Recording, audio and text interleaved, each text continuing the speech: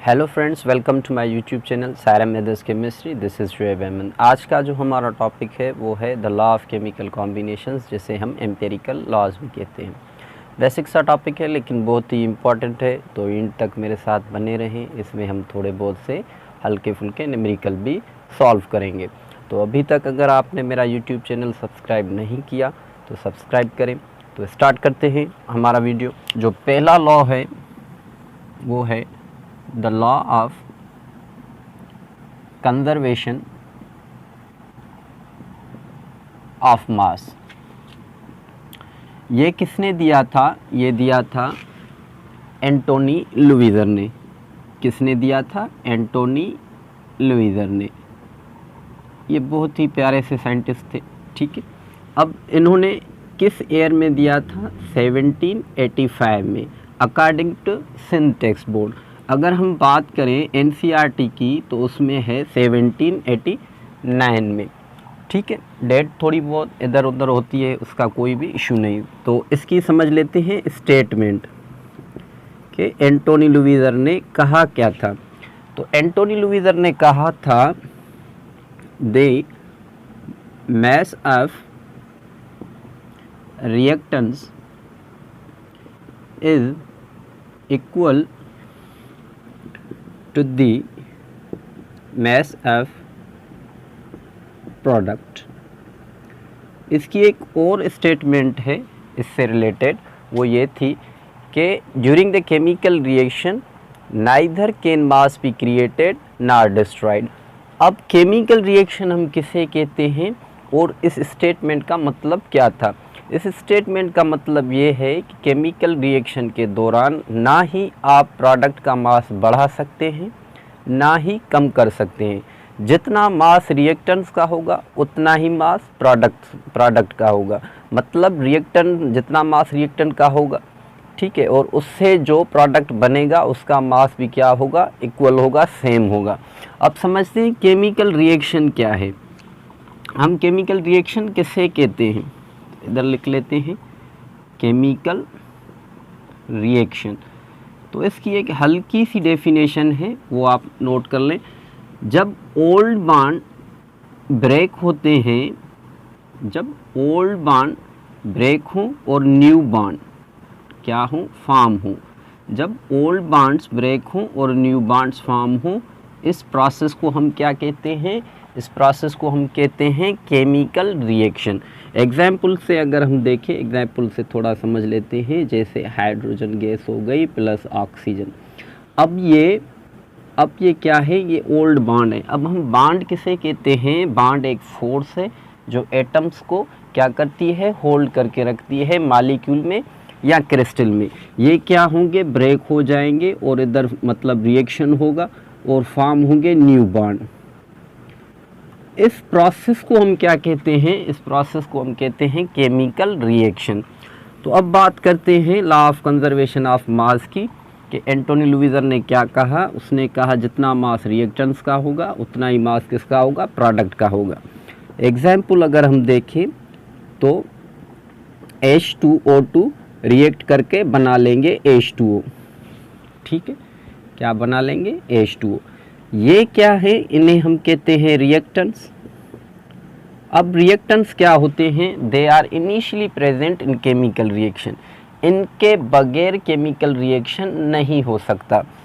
जब ये रिएक्ट करेंगे और जो चीज़ बनाएंगे उसे हम कहते हैं प्रोडक्ट। उसे हम क्या कहते हैं? उसे हम कहते हैं प्रोडक्ट। अब प्रोडक्ट हमारा क्या होता है? It is final material. ये क्या है? फाइनल मटेरियल है। इसके बाद कोई और चीज़ नहीं बनेगी। ठीक है, रिवर्स हो सकते हैं लेकिन इसके बाद और कोई चीज़ नहीं बनेगी।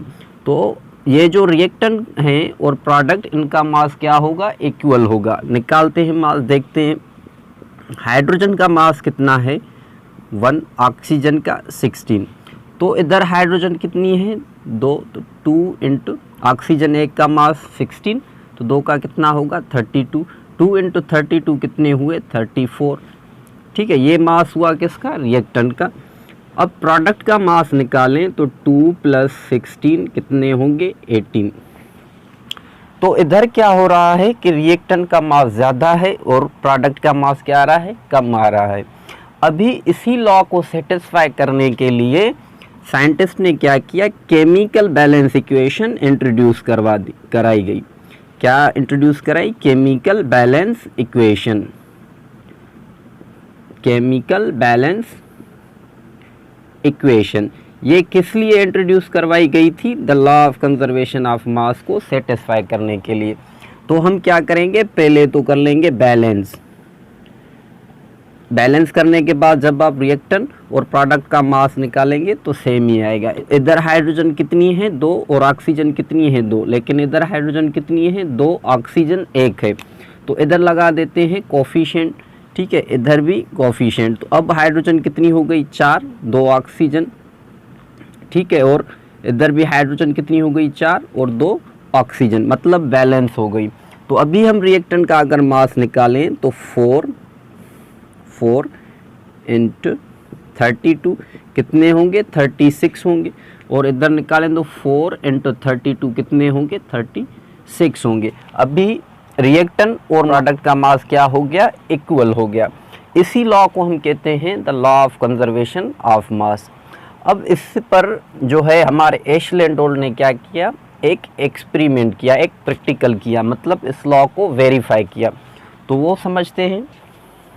एशले एंड ओल्ड ने क्या किया, एशले एंड ओल्ड ने जो एक्सपेरिमेंट किया था उसमें एशले एंड ओल्ड ने वो एक्सपेरिमेंट कैसे किया कि सबसे पहले तो इसने ली एक ए शेप्ड ग्लास ट्यूब, एक गिलास की ट्यूब थी जिसका शेप क्या था, एश टाइप था।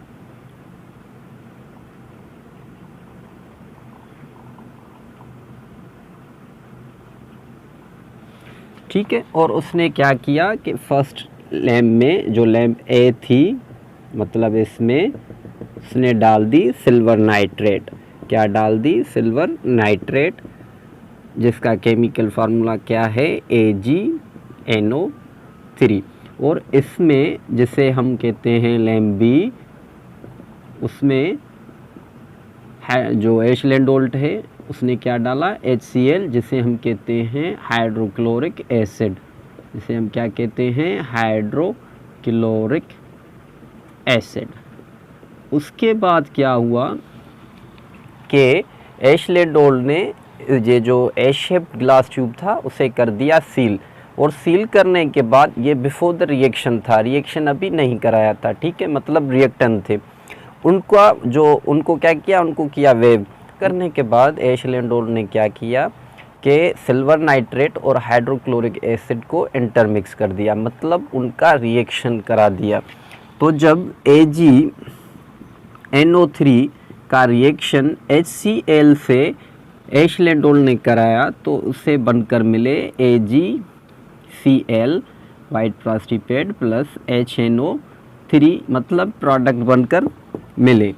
तो आफ्टर द रिएक्शन जब दोबारा से एशले एंड ओल्ड ने ट्यूब को वेव किया तो उसे मालूम हुआ कि जितना मास पहले रिएक्टेंट्स का था, मतलब जितना मास रिएक्शन के पहले रिएक्टेंट्स का था उतना ही मास प्रोडक्ट बनने के बाद भी हुआ। तो मतलब जो स्टेटमेंट थी एंटोनी लुइजर की, the mass of reactant is equal to the mass of product, वो क्या थी, सही थी।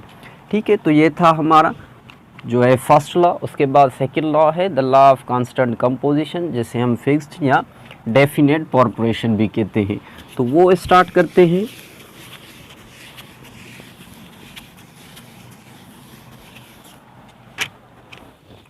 तो जो हमारा सेकंड लॉ है वो है द लॉ ऑफ कांस्टेंट, और इसे हम कहते हैं डेफिनेट, और इसका एक और नाम है जो हम कह सकते हैं इसे फिक्स्ड कंपोजिशन। अब ये लॉ हमें किसने दिया था, ये हमारा एक प्यारा सा एक और साइंटिस्ट था जिसका नाम था प्रोस्ट, और ये कब दिया था, ये दिया था 1799 में। अब प्रोस्ट हमसे क्या कहते हैं इस लॉ में, इसकी स्टेटमेंट जो है वो क्या है इस लॉ की, और ये लॉ है क्या, किसके बारे में था। तो प्रोस्ट ने कहा different samples of same compound always different samples of same compound always contains same elements combined together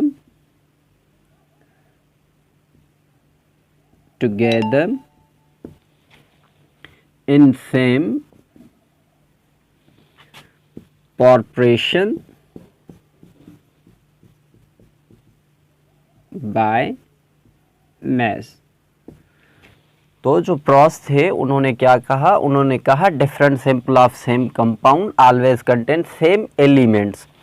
अब जैसे कि एग्जाम्पल में से समझते हैं, जैसे कि हमने लिया वाटर, ठीक है। अब वाटर की हम क्या करते हैं, डिफरेंट सैंपल लेते हैं। जैसे मैंने वाटर का सैंपल लिया रिवर से, और मैंने वाटर का सैंपल लिया सी से, और मैंने वाटर का सैंपल जो एक और सैंपल ले लिया वो ले लिया रेन से, एक हैंड पंप से, ठीक है, नल से मतलब लिया, और दूसरा कुएं से लिया, तीसरा जस्ट सपोज करें क्या किया ड्रेन से लिया, और एक और सैंपल, मतलब मुख्तलिफ से सैंपल आप प्योरीफाई वाटर का अगर ले लें, ठीक है। तो ये सारे के सारे जो भी सैंपल हैं ये बने होंगे किससे, सेम एलिमेंट से।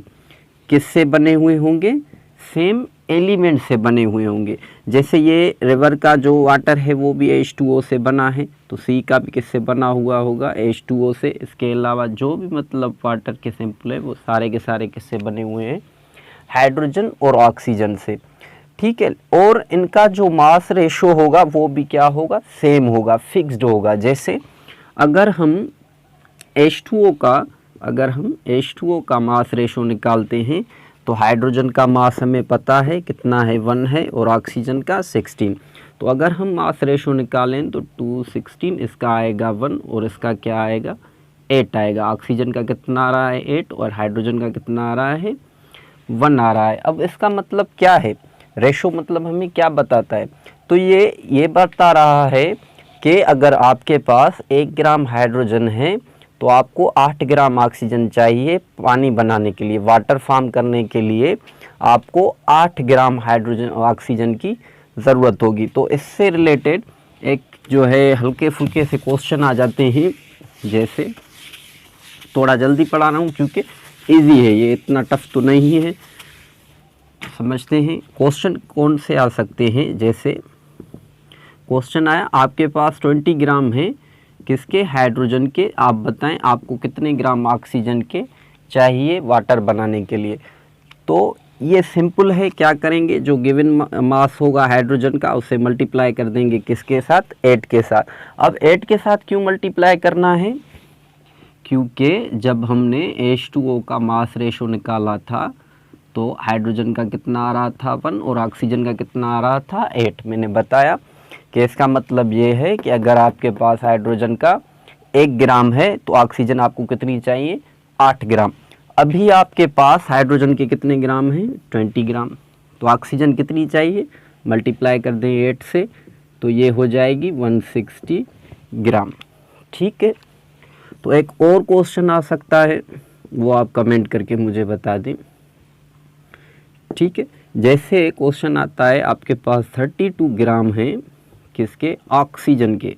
अब आपको हाइड्रोजन कितने ग्राम चाहिए, हाइड्रोजन कितने ग्राम आपको चाहिए पानी बनाने के लिए, तो ये आप कमेंट करके मुझे बता देना। ठीक है, अब इस पर भी क्या हुई, वेरिफिकेशन हुई। और ये वेरिफिकेशन किसने की, तो इस पर वेरिफिकेशन की थी जे ब्रेजिलियस ने। ठीक है, अब ये जान जो है ब्रेजिलियस नहीं है, ये जे ब्रेजिलियस है। इसने क्या किया, जे ब्रेजिलियस ने, इसने ली लेड। ठीक है, लेड लेकर लेड के इसने लिए 10 ग्राम और उससे रिएक्ट करवा दिया किसके साथ, सल्फ़र के साथ, और सल्फ़र का इसने लिया 1.56 ग्राम। ठीक है, जब रिएक्शन हुआ, ये रिएक्टेंट्स ने रिएक्शन किया तो क्या बनकर मिलेगा, प्रोडक्ट। तो इधर क्या बनकर मिला, प्रोडक्ट बनकर मिला। तो प्रोडक्ट क्या बना, लेड सल्फाइड बनकर मिला। क्या बनकर मिला, लेड सल्फाइड। और लेड सल्फाइड कितना बनकर मिला, अगर हम देखें 10 1.5 11 तो कितना बनकर मिला, 11.56 ग्राम। ठीक है, law of conservation of mass, जितना मास रिएक्टेंट का होगा उतना ही मास प्रोडक्ट का होगा। तो क्या हुआ, नेक्स्ट टाइम फिर इस दफ़ा जे ब्रेजुलियस ने लीड का अमाउंट थोड़ा बढ़ा दिया। क्यों, क्योंकि जो लॉ दिया गया था the law of constant composition, उसे चेक करने के लिए इसने क्या किया, इस दफ़ा 18 ग्राम लीड ली और सल्फ़र का अमाउंट वही रखा, मतलब 1.56 ग्राम, और उससे रिएक्ट करा दिया। तो इसे बनकर मिली एक तो लेड सल्फाइड, और लेड सल्फाइड से कितनी बनकर मिली, 11.56 ग्राम। ठीक है, इसके अलावा 8 ग्राम जो लेड थी वो इस्तेमाल नहीं हुई, मतलब वो क्या हो गई, बच गई। कितनी ग्राम, 8 ग्राम।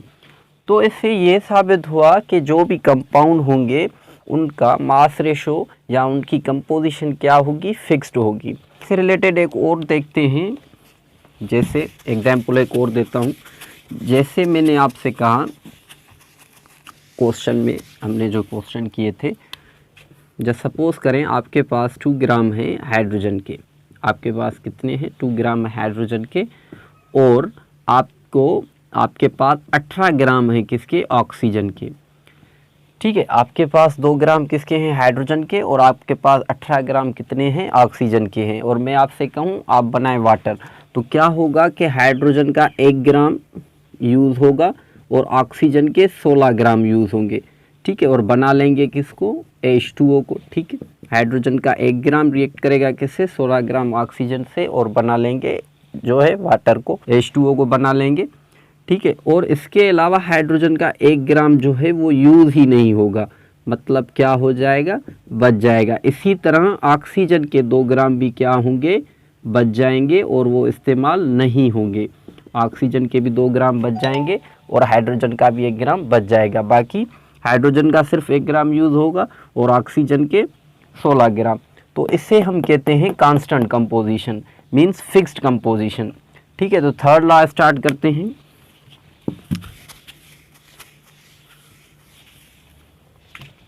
अब जो हमारा थर्ड लॉ है वो लॉ दिया था किसने, जॉन डाल्टन ने, और कब दिया था, 1803 में। तो जॉन डाल्टन हमसे क्या कहते हैं, जॉन डाल्टन कहते हैं अगर 2 डिफरेंट एलिमेंट, जैसे मान लो हमने कार्बन लिया और ऑक्सीजन, और इन दोनों ने रिएक्शन किया, ये दोनों के दोनों एलिमेंट क्या हैं, डिफरेंट हैं, एक जैसे नहीं हैं, और ये फॉर्म करते, मतलब दो डिफरेंट एलिमेंट आपस में मिलें और एक से ज़्यादा कंपाउंड फॉर्म करें। जैसे कार्बन और ऑक्सीजन मिलेंगे और ये बना लेंगे एक तो कार्बन डाइऑक्साइड, दूसरा कार्बन मोनोऑक्साइड। एक कार्बन डाइऑक्साइड बना लेंगे, दूसरा कार्बन मोनोऑक्साइड बना लेंगे।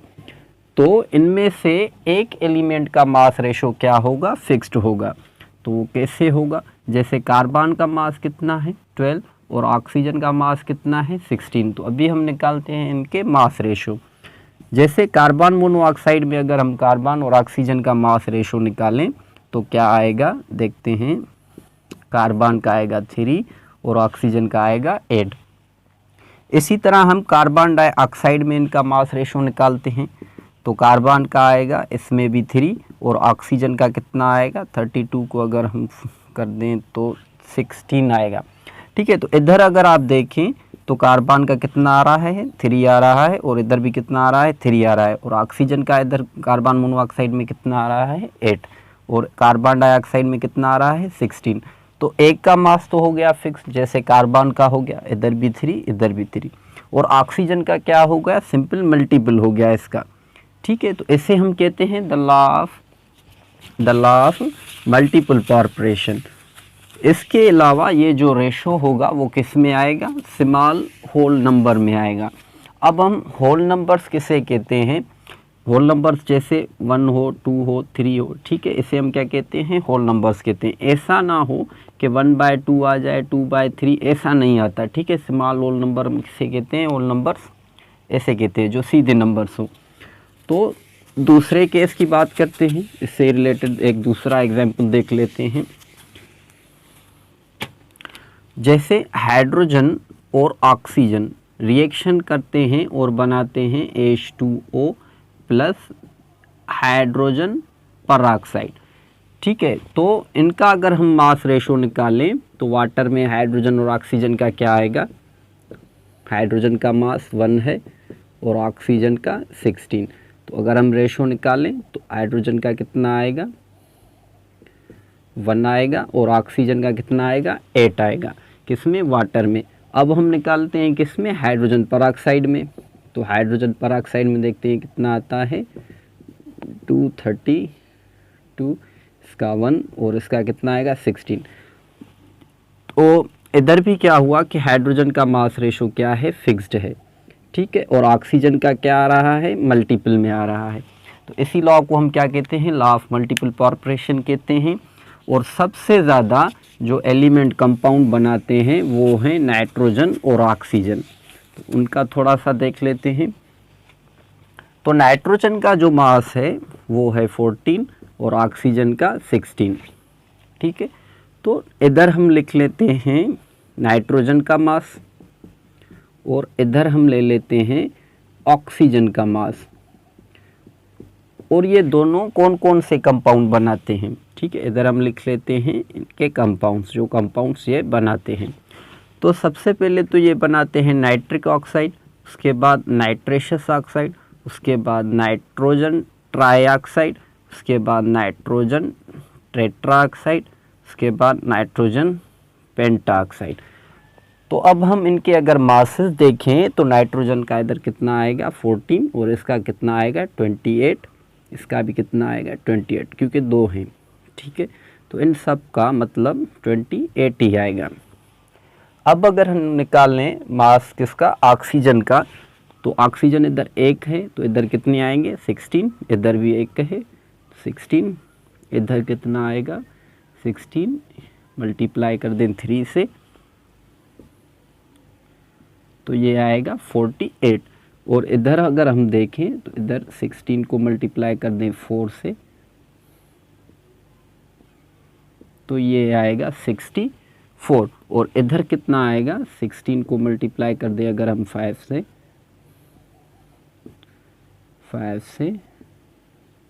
तो ये आएगा 80, ठीक है। तो इधर अगर आप देखें तो क्या नाइट्रोजन का मास फिक्स्ड आ रहा है, नहीं, इधर तो फिक्स्ड है, ये क्या है, फिक्स्ड है। तो क्या ऑक्सीजन का मास मल्टीपल में आ रहा है, इधर 16 है और इधर भी 16 है, मतलब सेम ही आ रहा है। तो क्या करें, तो सिंपली हम क्या करते हैं, इस पे जो है ये फर्स्ट कंपाउंड है नाइट्रिक, इसे हम 2 लगाकर कंपाउंड थोड़ा सा चेंज करते हैं। तो नाइट्रोजन इधर कितने हो गए, 2 हो गए, तो इधर मास कितना हो जाएगा, 28 हो जाएगा, ठीक है। लेकिन ये कंपाउंड और ये कंपाउंड क्या है, सेम है। हमने क्या किया कि हमने कंपाउंड ही चेंज कर दिया, ठीक है। तो इधर भी हम क्या लगाएंगे, 2 लगा देंगे। तो अब क्या होगा कि इधर भी ऑक्सीजन कितना हो जाएगा, 32 हो जाएगा, मतलब आपका काम बन गया। नाइट्रोजन का मास क्या हो गया, फिक्स्ड हो गया सारे कंपाउंड में, और ऑक्सीजन का क्या हो गया, मल्टीपल हो गया, ठीक है। तो इसे कहते हैं हम the law of multiple proportion. अब हम पढ़ेंगे last law, the law of reciprocal proportion. तो वो स्टार्ट करते हैं। तो जो हमारा 4th लॉ है वो है द लॉ ऑफ रेसिप्रोकल पार्परेशन, और ये हमें दिया था रिचर्ड ने, कब दिया था, 1792 में या 94 में, ठीक है। इसकी डेट कंफर्म नहीं है, इसके ही बीच में। तो रिचर्ड ने हमसे क्या कहा इस लॉ में, रिचर्ड ने कहा कि 2 डिफरेंट एलिमेंट जैसे कार्बन और ऑक्सीजन, ठीक है, ये दोनों क्या हैं, डिफरेंट एलिमेंट हैं, और जाकर ये सेपरेटली रिएक्शन करें, ठीक है, रिएक्ट करें किसके साथ, थर्ड एलिमेंट के साथ। जैसे कार्बन सेपरेटली आकर हाइड्रोजन के साथ रिएक्ट कर रहा है और बना रहा है CH4, इसी तरह ऑक्सीजन भी सेपरेटली क्या कर रहा है, रिएक्ट कर रहा है हाइड्रोजन के साथ और बना रहा है H2O। तो हाइड्रोजन का मास क्या होगा, फिक्स्ड होगा। कैसे, अगर हम मास रेशो निकालें तो मीथेन में देखते हैं हाइड्रोजन का कितना आता है, इधर कार्बन का 3, हाइड्रोजन का कितना आएगा 1 आएगा। तो मतलब ये कि 3 ग्राम कार्बन के रिएक्ट करेंगे हाइड्रोजन के 1 ग्राम से और बना लेंगे क्या, मीथेन। इसी तरह ऑक्सीजन क्या करेगा, वो भी रिएक्ट करेगा हाइड्रोजन के साथ, हाइड्रोजन के 1 ग्राम के ही साथ रिएक्ट करेगा, ठीक है, क्योंकि हाइड्रोजन का मास क्या हो जाएगा, फिक्स्ड हो जाएगा। अगर हम रेशो निकालें इसका तो क्या आएगा, इसका भी 1 आएगा और इसका आएगा 8, मतलब ऑक्सीजन के 8 ग्राम रिएक्ट करेंगे उसी हाइड्रोजन के 1 ग्राम से, ऑक्सीजन के 8 ग्राम जाकर हाइड्रोजन के 1 ग्राम से रिएक्ट करेंगे और बना लेंगे H2O। अब इसी जो है रेशो में, जो सेम रेशो है इन दोनों का, जो 2 एलिमेंट हैं डिफरेंट, इन्हीं सेम रेशो में ये भी रिएक्शन करेंगे और बना लेंगे कार्बन डाइऑक्साइड। अगर कार्बन डाइऑक्साइड का हम रेशो निकालें तो कार्बन का आएगा 3 और ऑक्सीजन का आएगा 8, मतलब 3 ग्राम ऑक्सीजन के क्या करेंगे, रिएक्ट करेंगे ऑक्सीजन के 8 ग्राम से और बना लेंगे कार्बन डाइऑक्साइड। और इसी को हम कहते हैं सेम रेशो, मतलब सेम रेशो में ही क्या करेंगे, ये दोनों भी रिएक्शन करेंगे। तो ये था हमारा 4th लॉ। आई होप आपको वीडियो अच्छी लगी होगी। अगर अच्छी लगी है तो सब्सक्राइब करें मेरे यूट्यूब चैनल को, ताकि आपके लिए और भी ऐसे वीडियो बना सके। Thank you.